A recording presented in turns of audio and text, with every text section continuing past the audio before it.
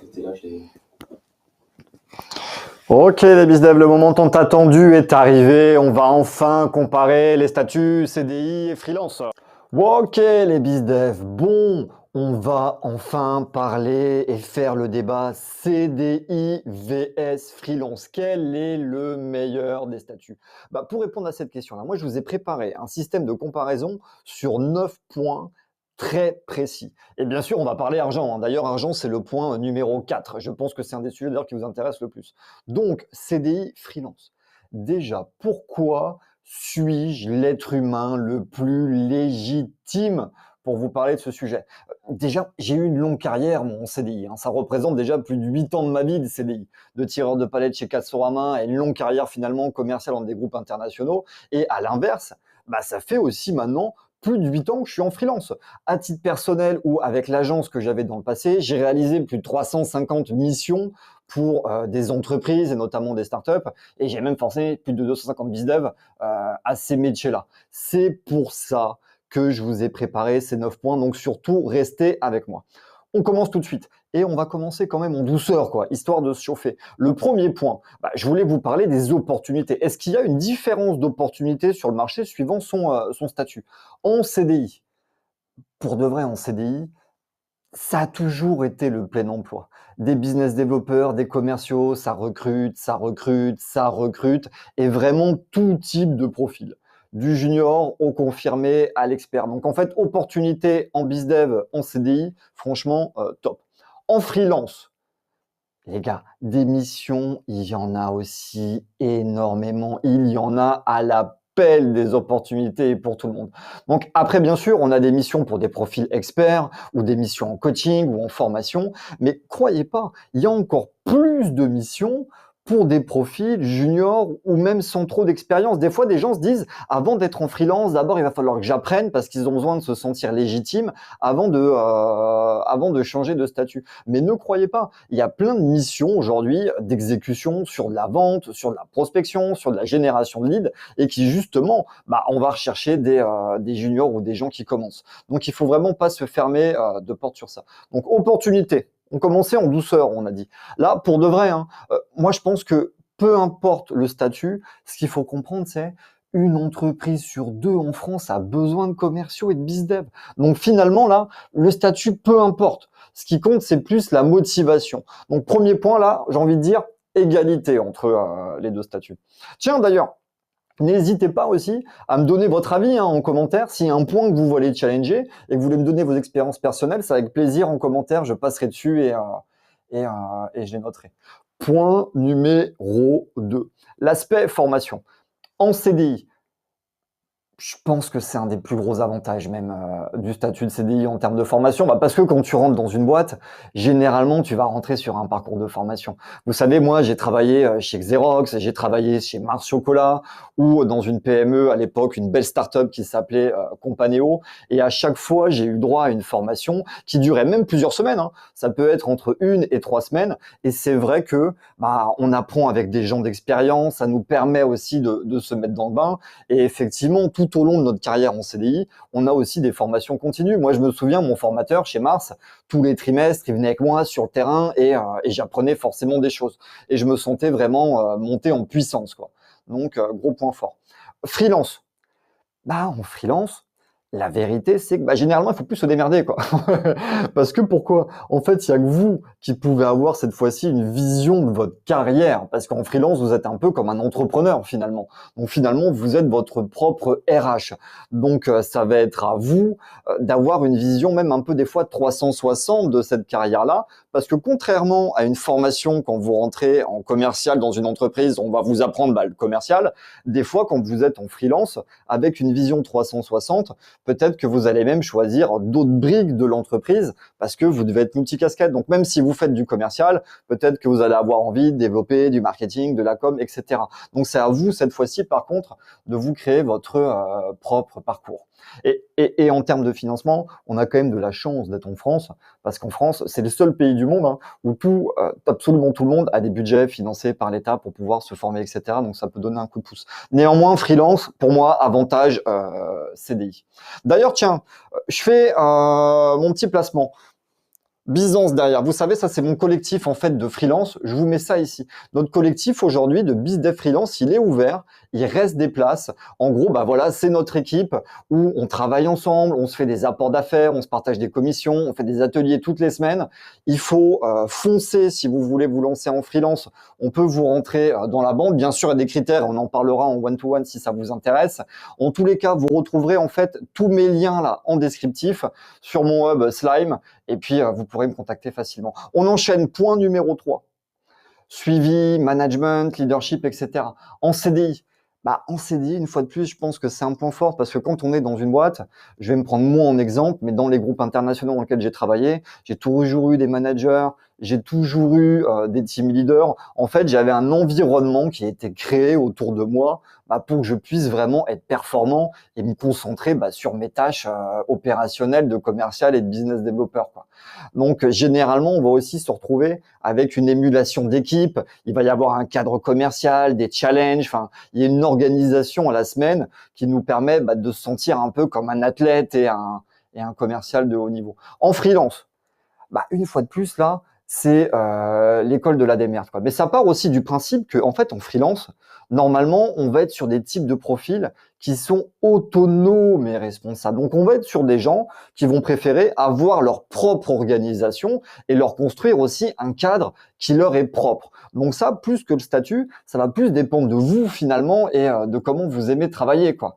Donc après, les gars, on va pas vous mettre des pointeuses comme chez Carrefour, hein.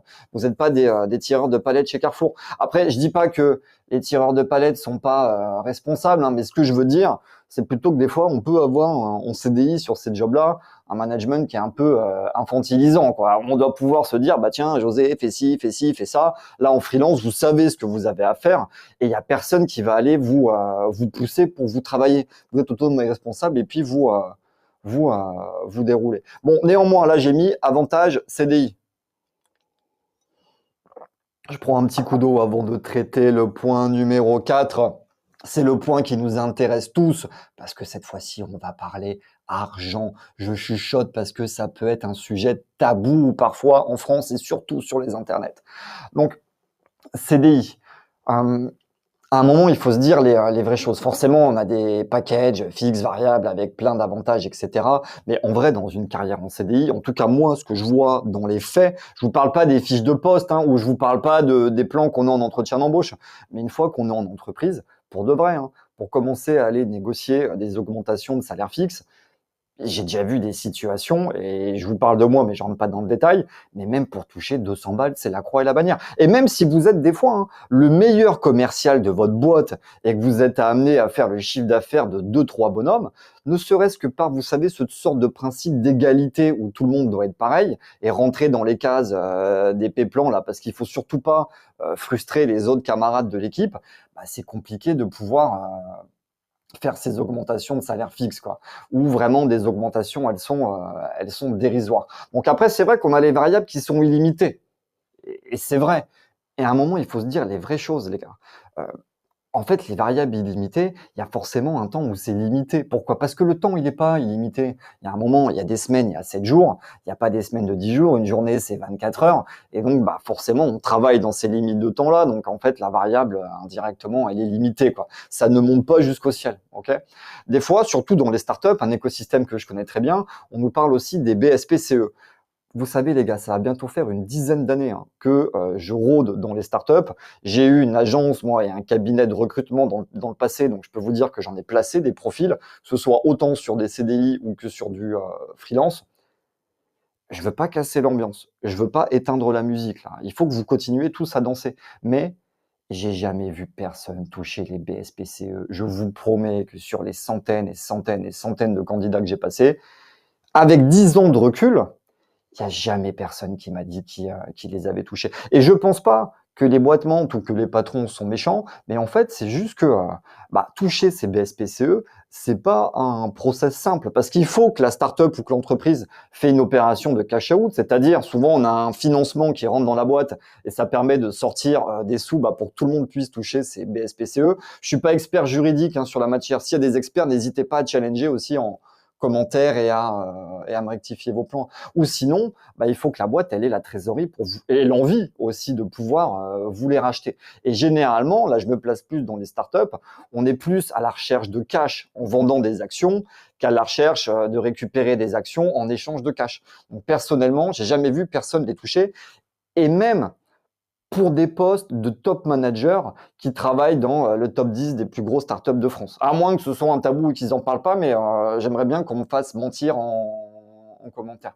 L'argent en freelance, bah, forcément, c'est pas un secret, c'est un point fort. Et on va pas faire des calculs compliqués. Pourquoi on ne touche plus déjà en freelance? En fait, il y a aussi un niveau de charge sur ce type de revenu qui est beaucoup moins élevé. Et on peut le quantifier facilement. C'est simple, c'est 50% en plus. Je vous donne un exemple. Imaginez un patron, il vous paye 200 € la journée en CDI. Vous, en CDI, vous allez toucher 100 €. Okay, vous avez la différence entre votre salaire brut et votre salaire net. Et généralement, on enlève 27%.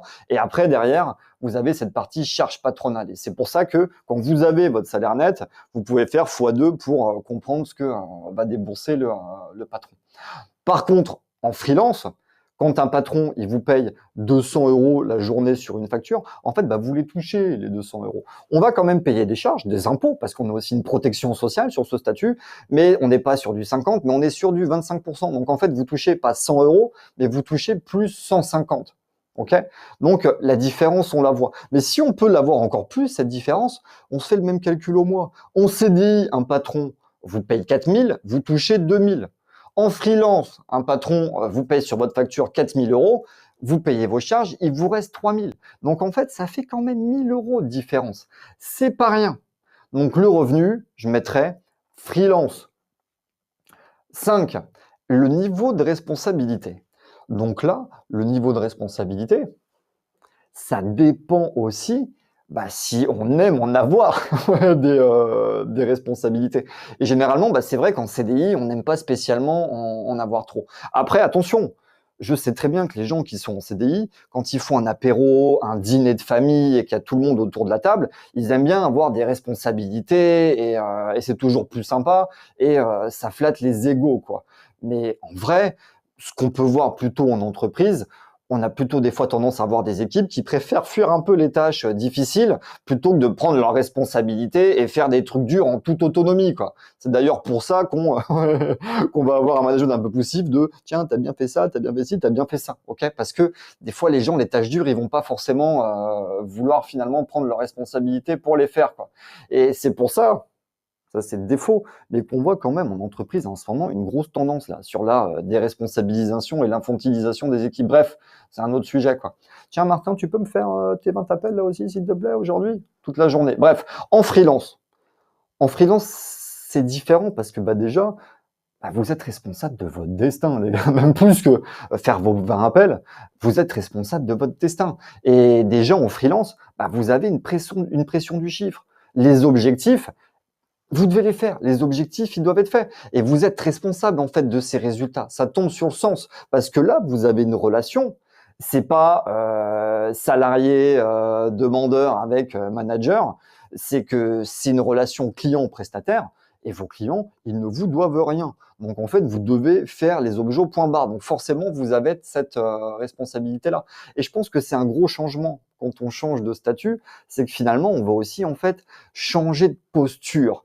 Et forcément, vous allez prendre la responsabilité sur vos victoires, mais vous allez aussi prendre la responsabilité sur les échecs. Cette fois-ci, vous devez être force de proposition et trouver des solutions. Parce que là, en freelance, on peut pas se cacher là. Vous pourrez pas dire ouais, mais c'est Mireille qui a fait ci, qui a fait ça, et c'est pour ça que votre client il s'en fout de ça. Parce que fin de mois, c'est des briefs et on compte les sous qu'on a rapportés par rapport à ce que ça a coûté, quoi. Et je pense même que cette notion de responsabilité, c'est peut-être même le frein numéro 1 pour les CDI qui veulent se lancer en freelance. Personne n'en parle, hein. En fait, c'est inavouable. Mais il y a très peu de personnes qui sont capables de se remettre en question et donc voilà, tout simplement. Et plutôt que de se remettre en question, ils vont vous sortir des histoires de ouais, mais en freelance, on n'a pas de retraite, etc. Mais on s'en fout de la retraite, d'accord? C'est la capacité de pouvoir prendre ses responsabilités. Donc là, avantage. Ça dépend comment on se place. Si on veut pas de responsabilité, avantage CDI. Si on aime bien la responsabilité et cette pression du chiffre, freelance. 6. La reconnaissance. Bah, heureusement, en CDI, à défaut de pouvoir toucher un peu de pognon, bah, on a quand même droit à la tape dans le dos, quoi. En fin d'année, c'est vrai que si des fois on n'arrive pas à négocier son augmentation et qu'on a fait partie des meilleurs bizdev de l'équipe, on a quand même notre manager qui va nous féliciter et nous mettre une bonne petite tape dans le dos pour nous donner des forces, quoi. Donc après, je sais qu'il y en a qui vont me dire, ouais, mais Max, les tapes dans le dos, ça remplit pas le frigo. Ouais, mais pour de vrai, ça fait quand même plaisir de se sentir reconnu dans son métier et valorisé. Et d'ailleurs même, hein, en CDI, socialement, vous faites les repas de famille. Aujourd'hui, bah, c'est quand même mieux vu. Voilà, vos parents, ils sont contents, votre mamie aussi, etc. Freelance. Donc en fait, là, ce qu'il faut voir en freelance, c'est qu'en fait, c'est pas le même game. On se lève pas le matin pour aller chercher de la reconnaissance. Mais après, on va pas se mentir, ça fait quand même plaisir hein, d'être reconnu et de savoir qu'on fait du bon boulot. Mais ça va pas être notre leitmotiv, quoi. Donc voilà quoi, hein. Donc, surtout à la place de voilà quoi, c'est bah, reconnaissance, avantage CDI. Voilà. L'évolution de carrière. Évolution de carrière. Contre toute attente, en CDI, en fait, il y a une grosse différence entre l'évolution de carrière qu'on va vous vendre sur l'entretien d'embauche et à la fin de l'entretien d'embauche, parce que forcément en CDI, les DRH ont fait des roadmaps carrière, et ça, on le voit, mais en soi, bah, dans la vraie vie, on se rend compte que des fois, les évolutions, elles sont quand même plutôt limitées, quoi. Il n'y a pas des places qui permettent à tout le monde d'évoluer. Surtout qu'on n'est pas toujours maintenant dans l'époque des 30 glorieuses, là, avec des taux de croissance à 3 chiffres, et bah, les évolutions, tout simplement, elles sont moins rapides, quoi. Après, en plus, ce qu'il faut voir en entreprise, c'est qu'on a toujours un peu quand même une vision très verticale de l'évolution, vous voyez, avec la hiérarchie. Donc, en gros, c'est je passe commercial et si je passe au-dessus, c'est manager. Mais on n'a pas vraiment de chemins qui sont horizontales. Donc à voir, quoi. C'est pas toujours un cadeau. En freelance, bah, en fait, votre carrière, finalement, vous la voyez plus avec un aspect entrepreneurial. C'est-à-dire que là, l'évolution, quand on est en freelance, on la voit plus en évolution de chiffre d'affaires. Et l'idée de l'évolution, c'est plus de gagner plus d'argent, voire de gagner aussi plus de temps. Donc généralement, les gens qui se lancent, ils vont se dire, bon, bah tiens, mon premier palier, là, c'est d'arriver déjà aux 5 000 euros pour avoir le même revenu que je puisse avoir avec mon CDI. Une fois qu'on est à 5 000, on se dit, bon, bah tiens, je vais passer à 10 000. Après, la prochaine target, c'est de pouvoir commencer à déléguer des tâches. Et on se dit, allez, boum, je vais aller chercher les 30 000, puis les 50 000 par mois. Mais attention, là, on ne parle pas de revenus comme un salaire, mais c'est plus du chiffre d'affaires de l'entreprise. Et quand on arrive après sur du 30-50 000, bah, généralement, on peut commencer aussi à déléguer avec des équipes où on peut se financer 3, 4 personnes, etc., etc., quoi. Pour les plus ambitieux qui vont sinon chercher leur million ou rien, messieurs. Donc, pour moi, carrière, dans l'idée, on pourrait choisir CDI. Moi, clairement, je choisis freelance. Liberté géographique. Ah là là, le 100% télétravail. Là, je pense qu'une fois de plus, il peut y avoir aussi une désillusion. Je vais vous dire, cette notion de liberté géographique ou de 100% de télétravail, pour moi, ça dépend pas du statut, mais ça dépend plutôt bah, du style de management de vos clients ou des entreprises que vous allez avoir en face, en fait, tout simplement. Si l'entreprise que vous avez en face a une culture du présentiel, bah voilà quoi, c'est écrit dans le titre, présentiel, et que vous soyez freelance ou CDI, bah vous allez dérouler au bureau, quoi. Donc après, je sais qu'il y a des gens, quand ils veulent passer en freelance, des fois, c'est justement pour accepter cette liberté, enfin du moins pour l'avoir, ils vont à Bali et ils vont commencer à se chercher des missions sur place. Bah ouais, c'est normal. Vous êtes en freelance, si tout de suite vous bougez, vous allez chercher des missions qui correspondent déjà à votre situation géographique. Mais ça en soi, vous pourriez très bien le faire en CDI, hein. Qui vous empêche d'aller à Bali et de chercher un job en CDI sur place dans des boîtes qui recrutent en 100% télétravail. Donc finalement, on va être exactement sur le même piédestal. Après, c'est vrai que c'est quand même mieux accepté culturellement qu'en freelance, on peut faire ce qu'on veut et qu'il y ait moins de contrôle. Bah, parce qu'effectivement, quand tu es patron, donc freelance, tu es aussi un patron, tu pas ce lien de subordination, quoi. Donc finalement, tu vas te chercher des missions qui ressemblent à ton style de vie et tu pas obligé d'aller travailler depuis chez toi, etc., quoi. Donc en fait, il n'y a pas de lien de subordination. Je kiffe ce mot subordination là. En CDI, vous êtes des subordonnés, messieurs. Ça fait mal dit comme ça. Après, voilà, c'est un non-dit. Mais il y a aussi des gens Si vous êtes en freelance, le fait que vous habitiez à l'étranger, ça va être bloquant pour eux mentalement. Pour de vrai, vous perdez, je pense, des opportunités quand les gens savent que vous êtes peut-être à l'autre bout de la planète ou à Bali. Ils vous le diront pas parce que c'est inavouable. Mais après, je vais vous dire, si vous habitez à Niort ou à Châteauroux, tout le monde s'en fout. Mais en fait, quand vous dites que vous êtes à Bali, je sais pas, des fois, le cerveau des gens, il fait un raccourci, PC, piscine, noix de coco, et ils vous mettent dans la case des glandeurs et puis dans celle des travailleurs. Mais ça, les gars, c'est un problème. Et ça, c'est à cause de toutes les pubs qu'on voit sur YouTube, là, avec les ordinateurs, les noix de coco. Bah, ça a retourné le cerveau de plusieurs personnes. Je pense que ça a dévalorisé notre statut, d'ailleurs, toutes ces choses-là. Bon, là, résultat, liberté géo, je mettrais quand même avantage freelance pour ce coup-ci. Niveau d'implication, charge de travail. C'est le point numéro 9. Là, une fois de plus, pour ma part en tout cas, je pense qu'il y a un fossé et c'est un des plus gros, pas mensonges, mais problèmes de compréhension dans ces statuts-là. Des fois, il y a des gens, ils se disent: «Ah ben là, je suis en CDI, j'en peux plus, je travaille trop, je vais me mettre en freelance, je serai tranquille». Les gars, en vrai, à un moment, il faut que quelqu'un vous dise les vraies choses. Heu, En freelance, on travaille beaucoup plus. Je vous parle de mon expérience perso, mais j'ai quand même fait 8 ans et 8 ans. En freelance, on travaille beaucoup plus et on a un niveau d'implication qui est quand même beaucoup plus élevé. Mais tout simplement parce qu'on travaille pour nous. Souvent, on dit en freelance, on travaille pas, on joue, quoi. Nos vies, c'est un jeu. Et en termes de mission, c'est pas forcément travailler plus en termes de temps de travail, mais c'est davantage travailler plus en termes d'intensité. Parce qu'il faut délivrer, quoi, tout simplement. Et des fois, il y a des fondateurs quand ils vont hésiter à prendre des freelances ou des CDI dans leurs équipes, des fois ils se disent tiens mais les freelances c'est dur parce qu'ils sont moins impliqués. Mais quand on creuse, pour de vrai, hein, moi je me rends compte que dans les boîtes, quand les freelances sont moins impliqués, ça arrive. C'est pas une question de statut.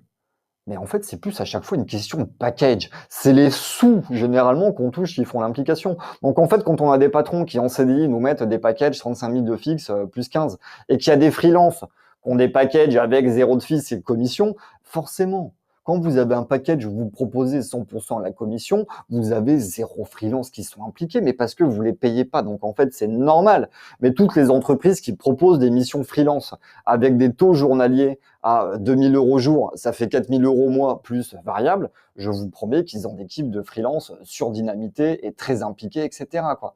Donc en fait, ça, c'est un faux semblant, le statut et l'implication. L'application, c'est plus une notion de votre système de rémunération derrière. Et c'est là où finalement, quand on parle d'implication, on peut avoir une grosse désillusion du côté des CDI, vous savez, les fameux là, qui voulaient faire freelance pour être tranquille, parce qu'ils se rendent compte que finalement, il faut bosser plus.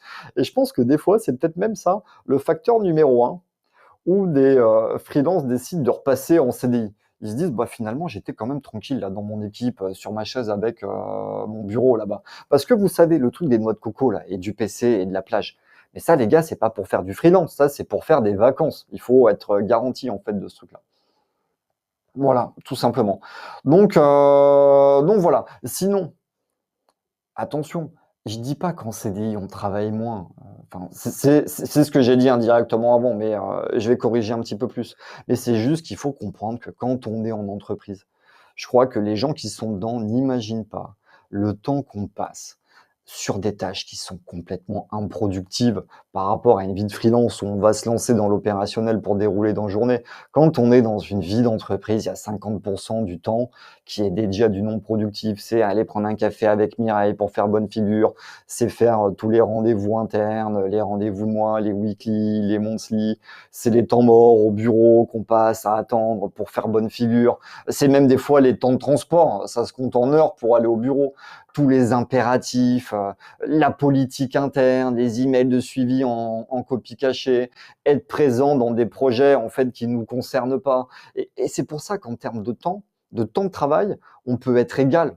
C'est pas freelance, on travaille plus en temps, mais en termes d'intensité, je vous promets qu'il n'y a rien à voir entre une vie de freelance et de CDI, quoi. Et d'ailleurs, des fois même c'est ça, où les gens ont envie de se lancer en freelance et qu'ils en ont marre de leur vie de bureau en CDI, c'est qu'à un moment, ils ont envie de dire à Mireille, écoute Mireille, là tu te démerdes aujourd'hui, moi j'ai envie de bosser sur mes trucs, j'ai envie de finir tôt parce qu'après j'ai une vie derrière. C'est pas que j'ai envie de squatter le bureau, mais merci, au revoir. Bon, J'ai pas envie de faire de guerre de ceux qui travaillent de plus ou de moins. Résultat, là, j'ai mis égal sur ces statuts. Donc, messieurs, j'en ai fini là avec ces 9 points de comparaison. J'espère que ça vous a plu. N'hésitez pas d'ailleurs, si vous voulez d'autres contenus BizDev, à vous abonner à la chaîne et je vous fais du contenu quasiment toutes les semaines. Maintenant, on va faire le tableau récapitulatif et compter des points. Mon tableau, je l'ai sur papier là, donc je vais vous le lire à l'oral. Donc en fait, CDI, formation, ok, gagnant. Management, pour moi, ok, gagnant. 6, reconnaissance, ok, gagnant. Charge de travail, CDI, ok, gagnant. Freelance, argent, on gagne plus. Responsabilité, ok. Évolution de carrière, ok. Liberté géographique, ok. Et finalement, les points où j'étais à égalité, c'est opportunité et c'est tout, les gars. Donc finalement, on tombe sur un match nul sur ce débat CDI freelance, 4 partout pour les deux statuts. Et je rigole avec mon résultat, mais ça veut dire quoi? Ça veut dire aussi, messieurs, qu'on est tous différents. Vous avez tous des objectifs de carrière, vous avez tous des vies qui sont différentes, vous avez des attentes qui sont différentes. Et je pense qu'il n'y a pas de statut finalement qui est mieux qu'un autre. Et c'est à vous de choisir, c'est à vous de vous projeter. Et finalement, un peu comme moi, vous pouvez faire les deux et vous pouvez avoir une vie qui va évoluer dans le temps. Et ça s'appelle comme ça une évolution de carrière. Par contre, néanmoins, s'il y en a qui veulent se sentir accompagnés pour faire du BizDev en freelance, sachez que j'ai mon collectif, on travaille en équipe. N'hésitez pas, vous avez tous mes liens en descriptif sur mon hub Slime où vous pouvez voir tout simplement les conditions, qu'on puisse prendre des meetings ensemble, etc. Donc je vous laisse sur ça. Et puis bon BizDev les gars, let's go!